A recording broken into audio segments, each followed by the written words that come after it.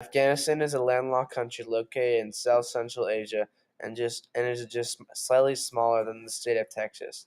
Afghanistan forms a crossroad between the east and west and has been an ancient point of migration and trade.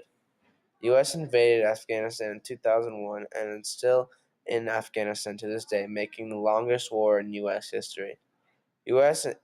entered the war originally supported by the UK, Australia, and Canada, but are now backed by a coalition over 40 nations.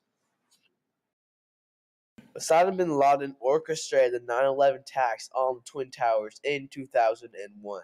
Tensions between the U.S. and the Taliban reached an all-time high after the Taliban refused to extract Osama bin Laden, who was hiding inside a Taliban control in Afghanistan.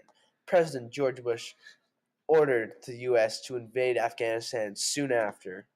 Operation Enduring Freedom posed to dismantle al-Qaeda and to block terrorists from using Taliban-occupied Afghanistan as a hiding place by taking the Taliban out of power. The man responsible for the 9/11 attacks in New York and Washington, D.C., Osama bin Laden, was found and killed by U.S. forces in Pakistan. After he was killed, the United States debated about whether to continue the war in Afghanistan or withdraw troops. After a decade fighting in Afghanistan, the United States has lost a total of 1,800 troops and $444 billion in spending. The United States went into an economic downturn, a 9.1% unemployment rate, and a $1.3 billion budget deficit in 2011. Currently, the U.S. is spending, on average, $250 million for every day in Afghanistan. Some experts estimate a total of 106 to 170,000 civilian casualties in Afghanistan, with Taliban responsible for 3/4 of all civilian casualties.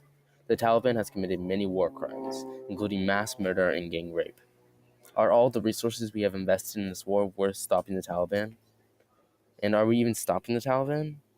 As of recently, the Taliban is currently in control of 40% of Afghanistan.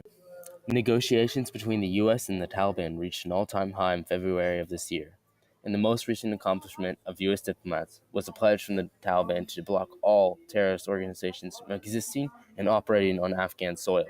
In order to achieve this, the U.S. withdrew half of the U.S. existing troops in Afghanistan, 7,000. The Taliban have promoted terrorism, anti-women rights, and have committed many crimes against humanity. What does a pledge from that kind of organization mean? The future of Afghanistan is murky. The dust from the past is still settling. Hopefully Afghanistan won't cough, then crumble. Do you believe that Afghanistan doesn't need us? Or will it fall without a crutch?